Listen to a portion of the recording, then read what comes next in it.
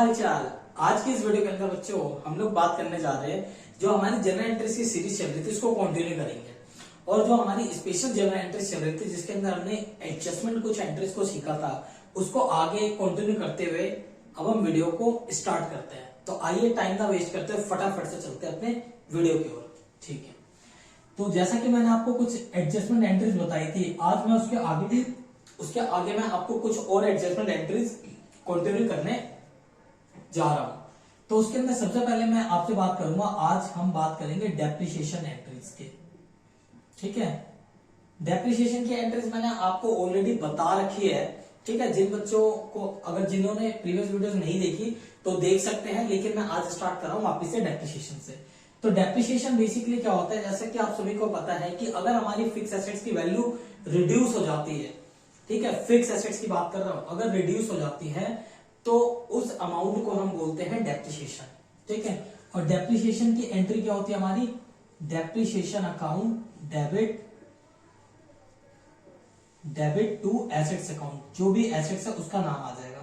मान लीजिए अगर हमारी मशीनरी पे डेप्रिसिएशन लग रहा है तो हम एंट्री करेंगे डेप्रिसिएशन टू मशीनरी, अगर बिल्डिंग पे लग रहा है तो डेप्रिसिएशन टू बिल्डिंग। लेकिन आपको मैंने बताया था कि जो हमारी लैंड होती है, लैंड पर कभी भी डेप्रिसिएशन नहीं लगता। क्यों? क्योंकि उसकी लाइफ क्या होती है, अनलिमिटेड। डेप्रिसिएशन सिर्फ लिमिटेड एसेट्स पर लगता है।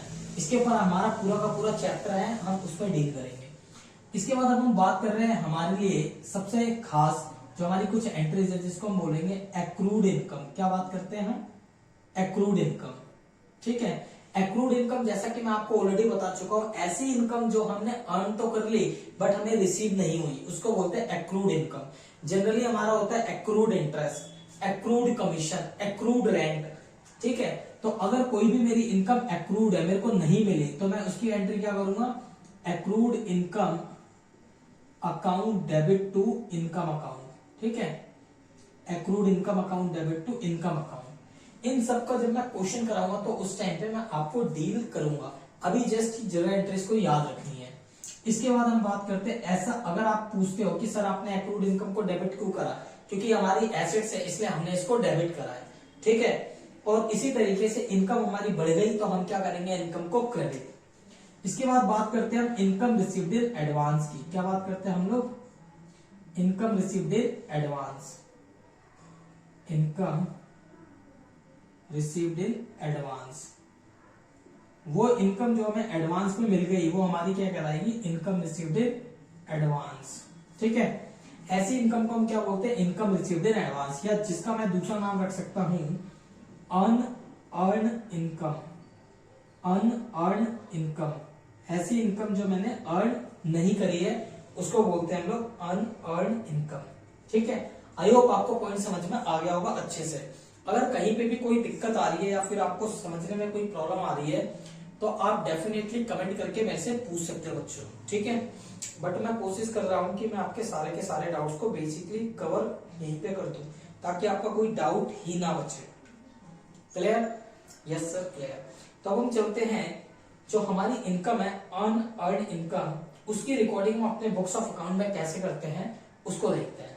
यस सर, तो अनअर्न इनकम जिसको हम बोलते हैं इनकम रिसीव्ड इन एडवांस, उसकी हम एंट्री क्या करेंगे, क्योंकि इसका क्या मतलब है कि लेट सपोज मान लीजिए मैं जैसे टीचर हूं तो मैं बच्चों से एडवांस में फीस लेता हूं, तो मेरे लिए अभी वो इनकम नहीं है। तो जब मैं उनको सर्विस दे दूंगा तब वो इनकम मेरी इनकम हो जाएगी। तो अभी ये मेरे लिए क्या है, लायबिलिटी।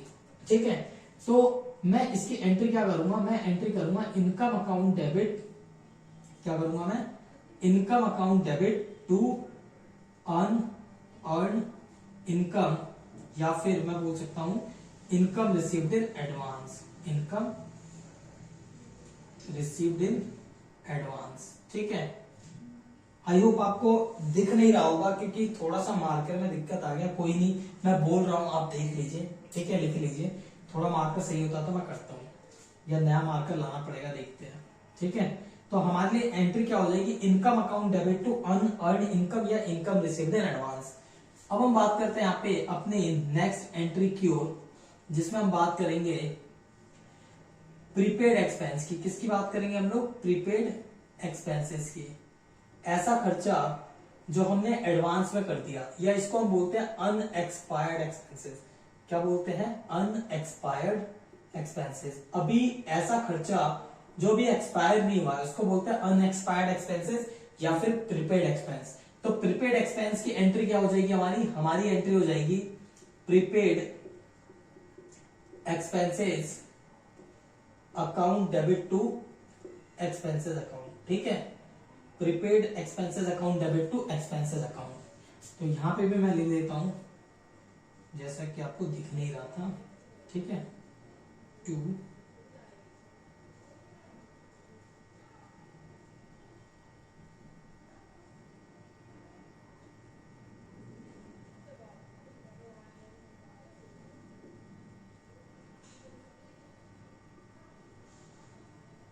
ठीक है, इनकम रिसीव्ड एडवांस या फिर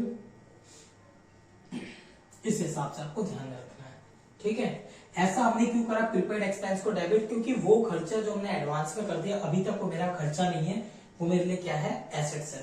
तो हमेशा याद रखना जो हमारे प्रीपेड एक्सपेंसेस होते हैं वो मेरे करंट एसेट होते हैं, और जो मेरे इनकम रिसीव्ड इन एडवांस होती है वो मेरे लिए करंट लायबिलिटी होती है, और एक्रूड इनकम क्या होती है मेरे लिए? Current assets.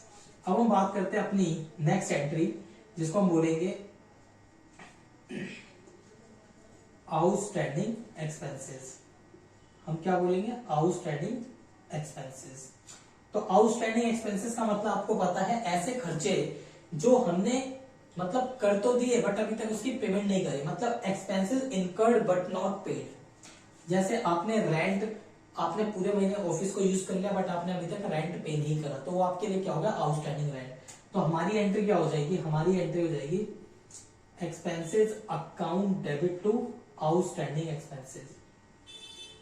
Outstanding expenses. ठीक है, इनको मैं एक एक क्वेश्चन कराते वक्त डील करूंगा डिटेल में, अभी जस्ट मैं आपको एंट्रीज लिखवा रहा हूं। ठीक है, तो इस हिसाब से हमारी क्या है? कुछ एडजस्टमेंट एंट्री हमने डील करी, depreciation, accrued income, income received in advance जिसको हम बोलते हैं अनअर्न्ड इनकम, या फिर प्रीपेड एक्सपेंस जिसको अनएक्सपायर्ड एक्सपेंसेस भी बोलेंगे, और आउटस्टैंडिंग एक्सपेंसेस। आई होप आपको पॉइंट समझ में अच्छे से आ गया होगा। अब हम चलते हैं अपनी कुछ और स्पेशल एंट्रीज की ओर जिसपे हम डील करते हैं। चलिए सर, मैं इसको रफ कर रहा हूं, आई होप आप लोगों ने इसको नोट डाउन कर लिया होगा। बच्चों, अब हम चलते हैं अपने नेक्स्ट टॉपिक की ओर जिसमें हम बात करेंगे अपनी लॉस बाय फायर या फिर थेफ्ट। लॉस बाय फायर या थेफ्ट। ठीक है, ये एक स्पेशल टाइप की एंट्रीज है जो बहुत ज्यादा इंपॉर्टेंट है, कई बार आपके एग्जाम्स में आती है, एमसीक्यू के फॉर्म में आ सकती है, जनरल एंट्रीज के फॉर्म में आ सकती है, तो कहीं ना कहीं पूछा जरूर जाता है। तो लॉस बाय थेफ्ट या लॉस बाय फायर क्या होता है? कभी कभी क्या होता है जब बिजनेस के अंदर हम बिजनेस कर रहे होते हैं तो हमारी, अगर ये जनरली बहुत ज्यादा केसेस फैक्ट्रीज में पाया जाता है, क्योंकि वहां पे क्या होता है स्टाफ काम कर रहा है या फिर कोई भी मिस हैपनिंग हो गई, कोई जैसे सिगरेट पी रहा है उसने माचिस डाल दिया, या हम कोई मैन्युफैक्चरिंग कर रहे हैं गलती की वजह से वायरिंग शॉर्ट सर्किट हो गया, कुछ भी हो गया, आग लग गया, ठीक है, ऐसे हैपनिंग हो जाते हैं। अब कभी कभार क्या होता है कि हमारे स्टॉक पड़ा होता है, कोई हमारा जो कॉम्पिटिटर है उसको हमारा बिजनेस मतलब अच्छा चल रहा है तो उसको पसंद नहीं है ऐसा कुछ, तो हमारे साथ कुछ दुर्घटना करवा सकता है, या फिर हमारे साथ ही कुछ हैपनिंग हो सकती है, कोई चोर आ गए और उन्होंने उठा के ले गए हमारे माल। ठीक है, तो इस तरीके से अगर लॉस बाय फायर, आग लगने की वजह से, चोरी चकारी की वजह से, या किसी भी रीजन की वजह से अगर हमारा माल खराब हो जाता है, ठीक है, लॉस बाय फायर या थेफ्ट, ठीक है, ऑफ गुड्स, हम किसकी बात करेंगे? गुड्स की। अगर हमारा गुड्स आग लगने की वजह से या चोरी चकारी की वजह से गायब हो जाता है या खराब हो जाता है, तो उस कंडीशन में हम अपने बुक्स में क्या एंट्री करेंगे? अब खुद सोचिए। अब यहाँ पे मैं ऑलवेज दो केसेस आपको ध्यान करवाऊंगा। पहला केस कि अगर हमने क्या ले रखा है? इंश्योरेंस ले रखा है, इंश्योरेंस टेकन। अब बड़ी बड़ी कंपनीज क्या करती हैं? इंश्योरेंस ले लेती है। क्यों? क्योंकि उनको पता है यार बिजनेस कर रहे हैं, बिजनेस में कुछ ना कुछ हैपनिंग होगा, अगर होगा तो हमारा नुकसान हो जाएगा, इसलिए हम इंश्योर करा लेते हैं। जैसे हम लाइफ इंश्योरेंस लेते हैं वैसे ही स्टॉक का इंश्योरेंस होता है, गुड्स इंश्योरेंस के नाम से होता है। ठीक है, बड़ी बड़ी कंपनीज लेती है। तो अगर हमने इंश्योरेंस ले रखा है, और सेकंड केस क्या हो सकता है कि हमने क्या कर रखा है? इंश्योरेंस नहीं ले रखा है, इंश्योरेंस नॉट टेकन। अगर हमने इंश्योरेंस नहीं ले रखा है तो क्या करेंगे?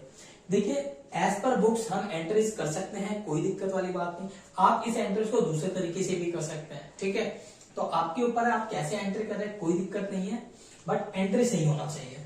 तो सबसे पहले बात करते हैं इंश्योरेंस अगर हमने ले रखा है, और दूसरा है इंश्योरेंस नहीं ले रखा। तो पहले बात करते हैं कि अगर हमने इंश्योरेंस नहीं ले रखा तो क्या। पहली एंट्री तो आपकी ऑलवेज होगी कि आपका गुड्स जल गया। तो जब आपका गुड्स जल गया या चोरी हो गया तो हम लिखेंगे लॉस बाय फायर या फिर थेफ्ट अकाउंट डेबिट, ठीक है। और टू परचेजेस, टू क्या आ जाएगा, purchases. Loss by fire, theft account debit, to purchases. हमारा आग लग गया, नुकसान हो गया तो हमने कर दिया डेबिट और परचेज को कर दिया क्रेडिट। ऑलवेज याद रखना इनके अंदर आपका क्या आएगा, कॉस्ट प्राइस। अब मान लीजिए आपका जो प्रोडक्ट था वो 100 रुपए का था जब आपने खरीदा था, लेकिन आप जब उसको बेचते तो आप उसको 200 में बेचते, लेकिन प्रोडक्ट बनाते वक्त हमारे आग लग गया तो मैंने तो 100 रुपए में खरीदा था ना, तो मेरा तो नुकसान 100 रुपए का हुआ। मैं ये थोड़ा ना बोलूंगा 200 रुपए का नुकसान हो गया। मार्केट में कितने में बिक रही थी डजंट मैटर, आपकी जेब से कितना गया वो आपका लॉस है। तो लॉस बाय फायर या थेफ्ट में कौन सा अमाउंट आएगा, ऑलवेज कॉस्ट प्राइस याद रखना। कभी कभी एग्जाम में क्या करता है, एग्जामिनर सेल प्राइस भी डाल देगा, कॉस्ट प्राइस भी डाल देगा, बच्चे कंफ्यूज क्या करें। तो ऑलवेज याद रखना हमारा जितना नुकसान हम उतने में रिकॉर्ड करेंगे, ठीक है। तो आपने पहली एंट्री तो कर दी किसकी, लॉस को रिकॉर्ड करने की। अब ये आपका लॉस क्या है, आपका नुकसान है, ये चला जाता है आपके बेसिकली कहां चला जाएगा, परचेज वगैरह, ये आपके फाइनल अकाउंट में डायरेक्टली पुट हो जाते हैं, ठीक है। तो हमें उस पॉइंट्स को ध्यान में रखना है, ठीक है। ये कहां चले जाते हैं, फाइनल अकाउंट में। इनका फाइनल अकाउंट का चैप्टर है, वहां पे हम इसको दोबारा देखेंगे, ठीक। तो अब हम बात करते हैं यहाँ पे जब हमने क्या नहीं ले रखा, अगर हमने इंश्योरेंस ले रखा है तो पहली एंट्री क्या होगी, पहली एंट्री तो हमारी बिल्कुल सेम होगी, लॉस बाय फायर या फिर theft account debit to purchases account, ठीक है। Loss by fire, theft account debit to purchases account, ये हमारी पहली एंट्री को। यहां पे भी याद रखना आपको कॉस्ट प्राइस, क्या याद रखना है, कॉस्ट प्राइस, ठीक, कॉस्ट प्राइस। अब यहां पे दूसरी एंट्री आपको याद रखनी है, अगर हमने इंश्योरेंस ले रखा है, ठीक है, तो हम सेकेंड एंट्री करेंगे कि हमारे इंश्योरेंस का कितना पैसा हमें मिल सकता है इंश्योरेंस कंपनी से, हम वो एज्यूम करेंगे। तो हम यहां पे एक एंट्री पास करेंगे, insurance company account debit to loss by fire या फिर थेफ्ट अकाउंट, ठीक है। लेट्स सपोज मान लीजिए आपका 1000 रुपए का नुकसान हो गया, तो हमने यहाँ पे 1000 से एंट्री कर दी। हमें लगेगा फर्स्ट टाइम में कि इंश्योरेंस कंपनी हमें 1000 के 1000 रुपए दे रही है, इंश्योरेंस कंपनी हमें 1000 के 1000 देगी, क्योंकि हम पहली बात तो यही एज्यूम करेंगे कि जितने का नुकसान हुआ है उतना पूरा का पूरा पैसा इंश्योरेंस कंपनी से मिल जाएगा। बट इंश्योरेंस कंपनी के अपने खुद के पैरामीटर्स होते हैं, उनके खुद के जो भी एग्रीमेंट है, उस एग्रीमेंट के बिहाफ पे आपके प्रोडक्ट की वैल्यू निकालेगी कि एक्चुअल में इंश्योरेंस कंपनी आपको कितना देगी, ये डिपेंड करेगा उसके मेजरमेंट पे। लेकिन हम जब एंट्री रिकॉर्ड करेंगे तो हम तो यही मानेंगे कि हमें 1000 का 1000 रुपए मिलेगा जितने का प्रोडक्ट जला है, ठीक है। अब हम अगली एंट्री करेंगे जब हमें पैसा मिलेगा। एक्चुअली इंश्योरेंस कंपनी हमें क्या करेगी, बताएगी कि वो हमें कितना पैसा देगी, ठीक है। यहाँ पे आप दो तरीके से एंट्री कर सकते हैं, मैं दोनों ही बताऊंगा। अभी तो मैंने एज्यूम कर लिया मेरे को 1000 रुपए, लेकिन जब इंश्योरेंस कंपनी मेरे को पैसा देगी तो मैं एंट्री करूंगा बैंक अकाउंट डेबिट। मान लो वो मेरे को 800 रुपए दे रही है, अगर 800 देगी तो इंश्योरेंस कंपनी बाकी बचा हुआ पैसा मेरा कहां चला जाएगा, पीएनएल अकाउंट में 200, और 2 आ जाएगा मेरा इंश्योरेंस कंपनी। क्या हो जाएगा मेरे लिए, इंश्योरेंस कंपनी। इंश्योरेंस कंपनी से मैं मान लूंगा कि मेरे को 1000 के 1000 मिल गए। अब मान लीजिए अगर आपको 800 के लिए 1000 मिल जाता तो हमारी एंट्री क्या होती, bank account 1000 to insurance company 1000, हमारा कोई नुकसान ही नहीं होता। लेकिन यहाँ पे हुआ क्या, 1000 रुपए का आग जला तो मेरा 1000 का गुड्स कम हो गया पहली बार, और मेरा नुकसान हो गया। लेकिन मैंने इंश्योरेंस ले रखा था तो मैंने ये एज्यूम किया कि मेरे को इंश्योरेंस कंपनी पैसा दे देगी, तो मैंने इस लॉस को कैंसिल कर दिया और इंश्योरेंस कंपनी में बुक कर दिया 1000 रुपए की, उससे मिलेगा, डेटर खड़ा कर लिया। इसके बाद अब इंश्योरेंस कंपनी डिसाइड करेगी कितना देना है, तो उसने निकाला कि 800 देना है, तो मेरे को 800 मिल गए। लेकिन अब मेरा एक्चुअल नुकसान कितना है, 200 रुपए का, क्योंकि 1000 रुपए जो मेरे को लेने थे 800 तो दे दे, 200 का नुकसान वो चला जाएगा पीएनएल में, इंश्योरेंस कंपनी को क्रेडिट करके खत्म कर देंगे उसके अकाउंट को, ठीक है। अब यहाँ पे कई लोग क्या है, आप इसको दो तरीके से भी रिकॉर्ड कर सकते हो, क्योंकि होता क्या है, जब पैसा आपको मिलेगा उसी टाइम पे आप जरूर नहीं है कि रिकॉर्ड करो कितना मिलेगा। लेकिन जब हम क्या करते हैं, बुकिंग करते हैं, तो हमें ये पता चल जाता है इंश्योरेंस कंपनी की तरफ से कि कितना पैसा मिलेगा। तो हम यहीं पे उसको रिकॉर्ड कर सकते हैं कि इंश्योरेंस कंपनी से कितना मिलेगा। मैं ये वाली एंट्री आपको एक और ऑप्शन के साथ करके दिखाता हूं, ठीक है। तो यहां पे मैं कर सकता हूं इंश्योरेंस कंपनी अकाउंट डेबिट 800। मेरे को यही पता चल जाएगा कि मेरे को 800 रुपए मिले। मैं पीएनएल अकाउंट में डाल दूंगा कितना, 200 रुपए, और 2 मैं कर दूंगा यहाँ पे लॉस बाय फायर, कितना, 1000 रुपए, ठीक है। अब जब मेरे को पैसा मिलेगा इंश्योरेंस कंपनी से 800, तो मैं एंट्री क्या करूंगा, बैंक टू इंश्योरेंस कंपनी 800 रुपए, ठीक है।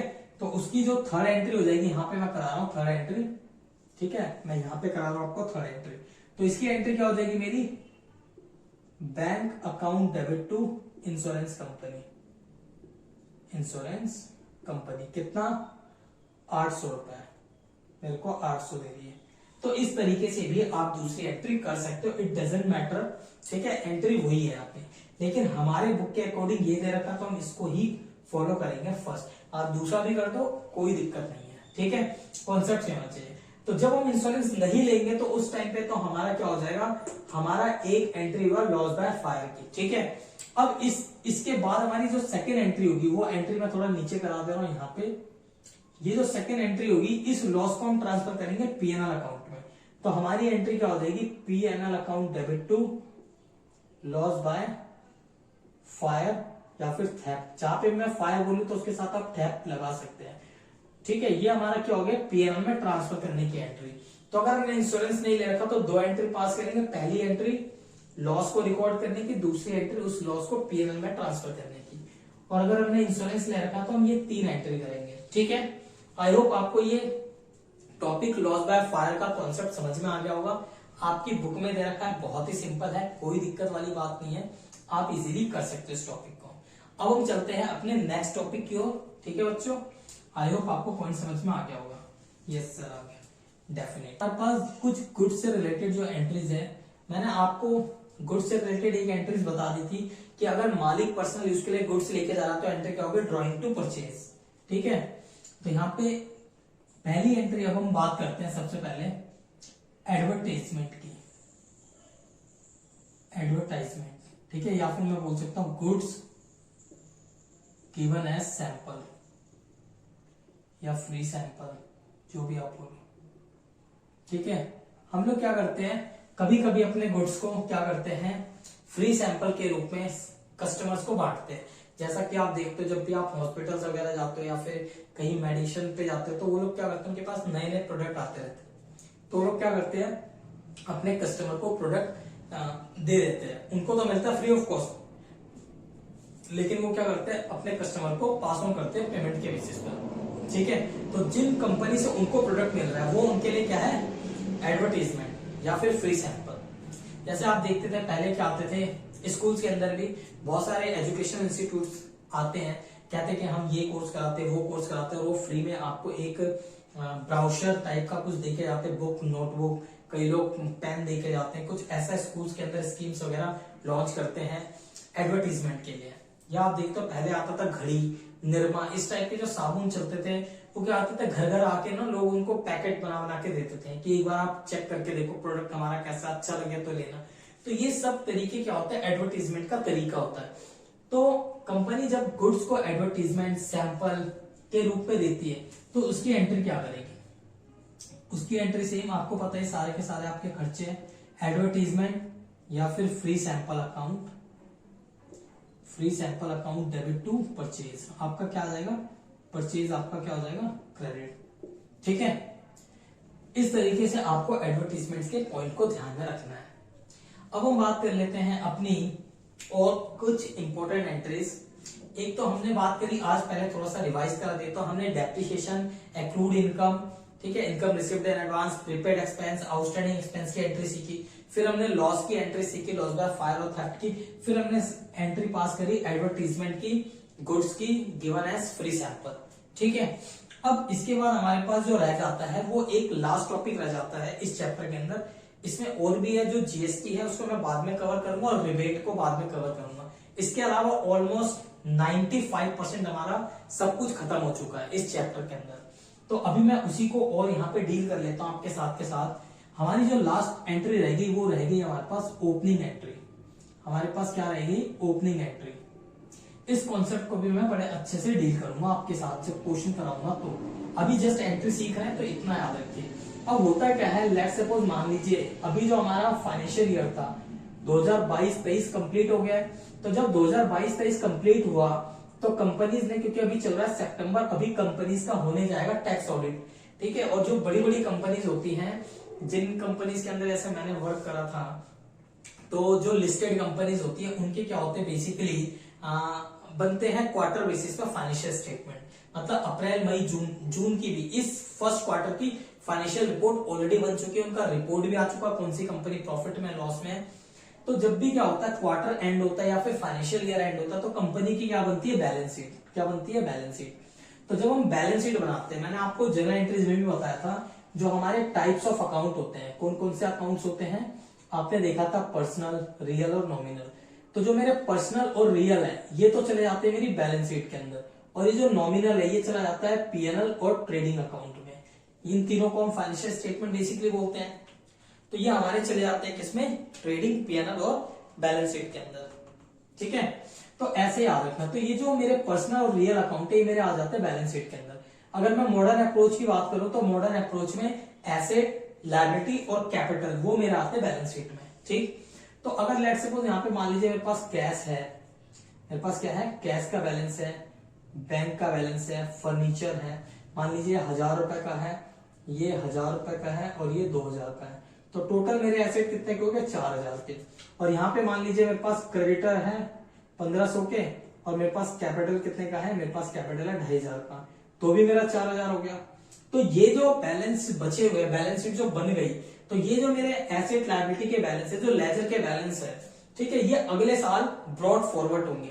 मतलब अगले साल भी तो मैं बिजनेस करूंगा, तो 1 अप्रैल 2023 से जब मैं बिजनेस स्टार्ट करूंगा तो मेरे पास कैश 1000 रुपए था, तो अब मेरी ट्रांजेक्शन उसके आगे चलेगी। जो आएगा पैसा प्लस होगा, जो जाएगा माइनस होगा।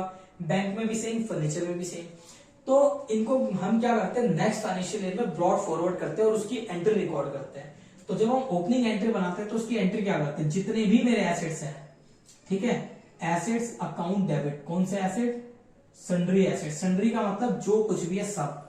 To sundry liabilities, sundry liabilities, ठीक है, और टू कैपिटल। इनको हम बोलते हैं ओपनिंग एंट्रीज। अब कभी कभी क्या होता है क्वेश्चन के अंदर आपके पास सन्ड्री क्रेडिटर दे रखा हुआ, कैपिटल नहीं दे रखा हुआ। आपको पता है टोटल एसेट माइनस टोटल मतलब लायबिलिटी, तो आपका निकल के आ जाएगा कैपिटल, ठीक है। तो अगर ये दे रखा है तो ये माइनस कर दूंगा तो ये निकल जाएगा। या कभी कभी आपको कैपिटल दिया होगा, ये निकालना होगा तो आपका निकल जाएगा। या कभी कभी ये दोनों दे रखे होंगे, ये नहीं दिया होगा तो आपका ये भी निकल जाएगा। तो जो भी दे रखा है उसमें निकल जाएगा, क्योंकि आपको पता है कि ऑलवेज क्या होता है? डेबिट एंड क्रेडिट इक्वल होते हैं, ठीक है।